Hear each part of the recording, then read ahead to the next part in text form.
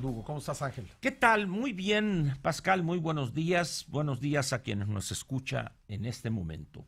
La verdad es que ahorita acabo de mentir. No estoy muy bien. Estoy francamente preocupado, Pascal, por esta declaración de López en Tepic. Eh, Como tú has sido testigo en los últimos meses, yo he sido un crítico de López en lo que se refiere a sus planteamientos y posiciones económicas. He dicho también una y otra vez, no habrá dinero, no hay recursos para tanta promesa incumplible, etcétera. Yo pienso que esta declaración de López, que además es totalmente, o sea, para decirlo claro, es una estupidez desde el punto de vista económico.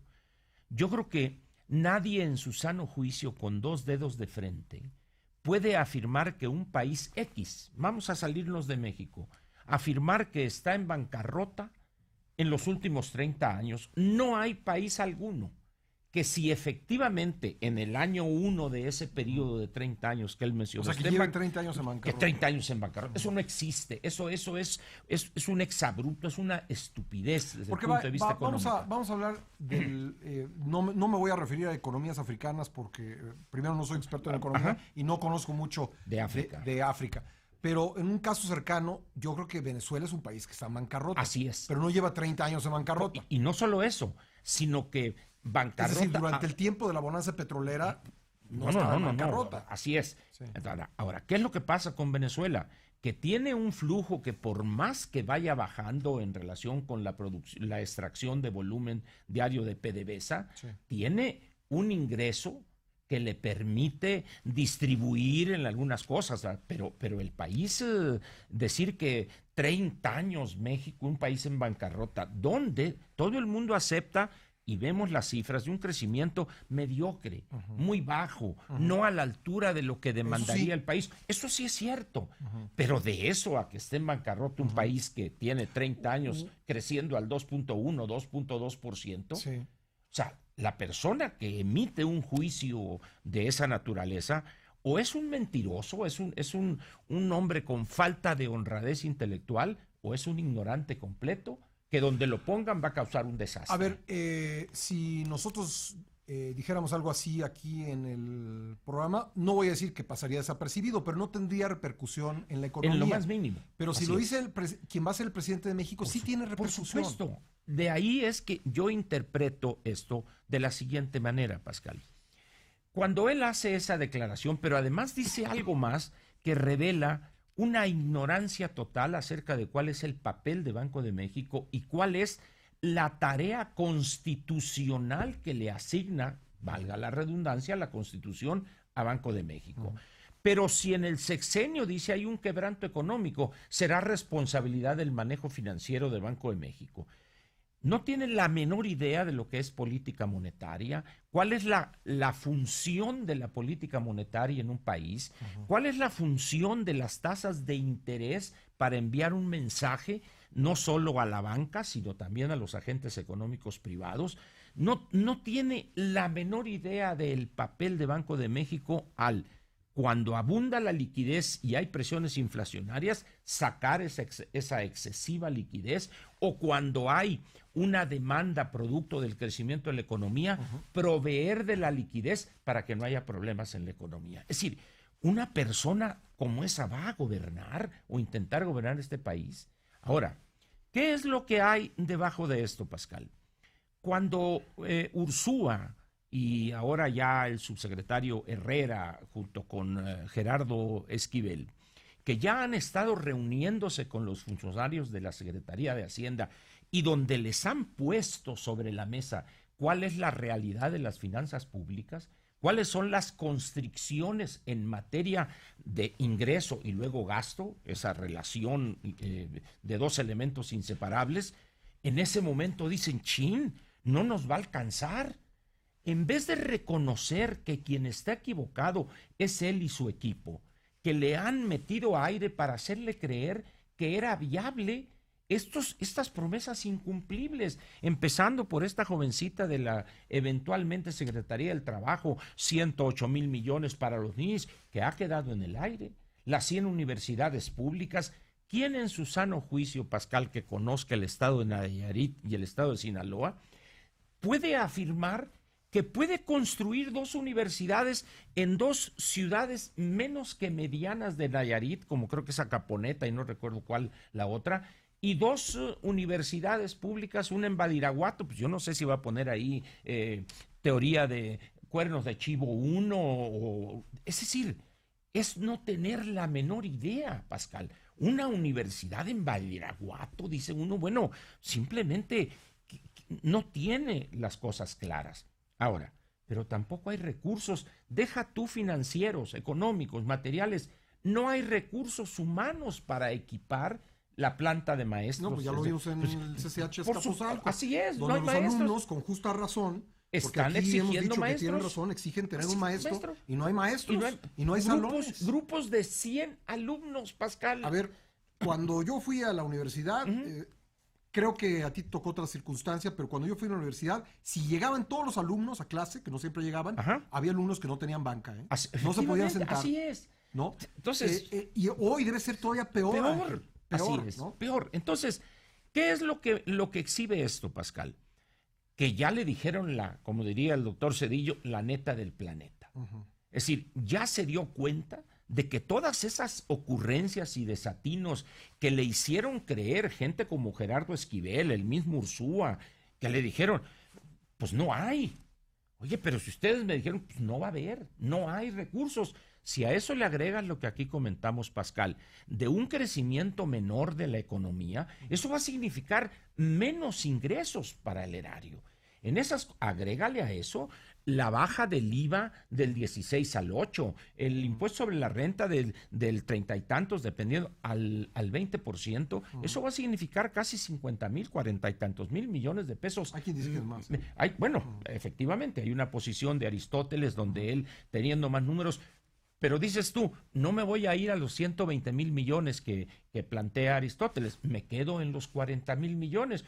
Cuando Gerardo Esquivel, un doctor de Harvard, con una simple regla del 3, dijo que 9,000 millones, pues dice en ese momento, dice uno, bueno, ¿qué clase de personal es el que va a incorporar a la Secretaría de Hacienda? Entonces, en ese momento cuando él dice, no va a haber, ¿qué hace él?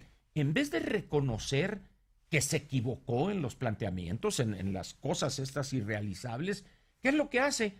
Le echa la culpa no al gobierno actual, sino a los 5 gobiernos anteriores, porque dicen los 30 años este país ha estado en bancarrota, y luego se va al futuro. A ver, pero ¿qué es lo que sí ha ocurrido en los últimos gobiernos que me parece que nos tienen una situación de restricción financiera? Crecimiento desmesurado de la deuda en este gobierno. Uno. Y otro... el costo pensionario. Bueno, Dos. Pero creo que algo que cualquier gobierno tendría que resolver es la informalidad, Ángel. Bueno, ¿no?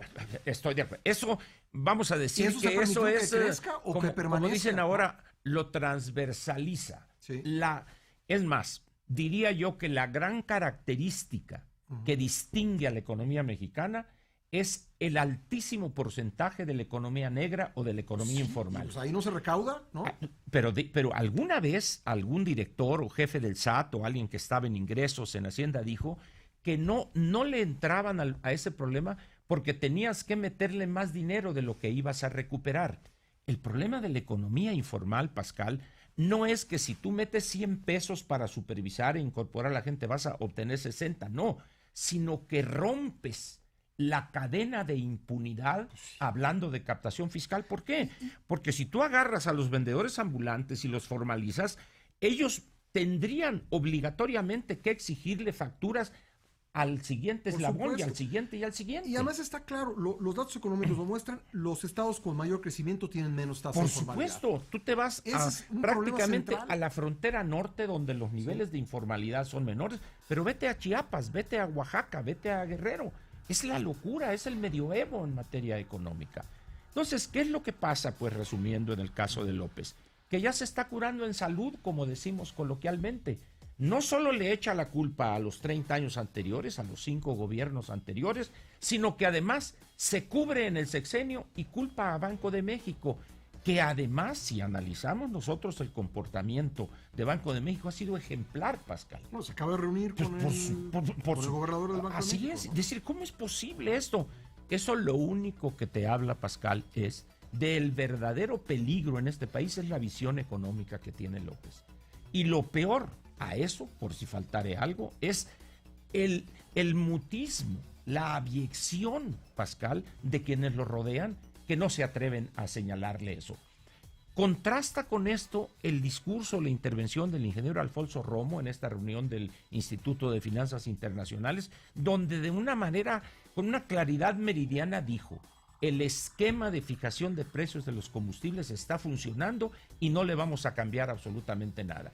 Y los precios van a ser de los 3 combustibles. Cosa que rompe con la promesa de campaña. Por supuesto. Entonces dice, pero se atreve Alfonso a decir, señores, esta es la verdad. ¿Por qué? Porque esto está funcionando y porque a eso le subyace una debilidad en las finanzas públicas. Pero que salga López con esto. Yo pienso, contrario a lo que planteó Jonathan hace un momento, yo creo que esto sí va a traer consecuencias, Pascal. ¿Por qué? Los mercados funcionan, posiblemente alguien no acepte esto, pero la realidad es que los mercados funcionan en base a expectativas. Es decir, los analistas dibujan, prefiguran un escenario y con base en ese panorama que ellos prefiguran, toman decisiones. Es lo que se llama, se adelantan a ciertas realidades. Por eso digo que esas palabras pues no pueden pasar desapercibidas, como las que acabamos de decir nosotros, probablemente sí, desde el punto de vista... Claro, porque va a decir, ¿qué va a decir el loco de Ángel Verdugo? Pero si lo dice el próximo presidente de la República, eso sí tiene... Evidentemente, por eso digo, es un punto de inflexión, Pascal, y lo que veremos en las próximas semanas, de no corregir esa declaración y quede ahí, y siga en esta gira de agradecimiento. En primer lugar, un gobernante que obtiene el voto de decenas de millones no debe agradecer porque no es un regalo. El ciudadano está cumpliendo con un deber que tiene y es un derecho que ejerce. Eso no tiene por qué agradecérselo. Simplemente lo que estamos confirmando una vez más, ya me voy, Andrea, antes de que te enojes, ¿qué es? Que el hombre necesita estar en el templete, Pascal, necesita estar en el meeting y va a alargar. Y sus 6 años van a ser, Pascal, prácticamente un estado permanente. Olvidémonos de que Fox estaba en campaña. Aquí lo vamos a ver. No tiene este hombre una disciplina de juntarse con sus asesores, analizar expectativas, opciones a los problemas estructurales que tiene la economía mexicana. Y un apunte muy rápido, nada más. Cuando se habla de que México tiene un superávit primario y que no está tan mal, la teoría de las finanzas públicas dice o establece que el superávit primario, para que este país se maneje de manera sana, el superávit primario debe ser suficiente para pagar el costo financiero o el servicio de la deuda. No incluye, así es. No estamos hablando de amortizaciones. Sí. Pero ¿qué es lo que sucede? Vamos a tener 80, 100 mil, 150 mil millones de superávit. No lo vamos a alcanzar, pero la pongo fácil. Pero resulta que el costo de tu financiero o el servicio de la deuda van a ser 600 mil millones de pesos. Tú obligadamente tienes que endeudarte por esa diferencia, 450, 500 mil millones de pesos. Y a una deuda que ya está en 10.3, 10.2 billones de pesos, en un descuido podemos terminar, Pascal, al 30 de diciembre de este año, en 11 billones de pesos. Pues Ángel, seguiremos hablando de Nos escuchamos temas. mañana. Gracias, nos escuchamos mañana. Gracias.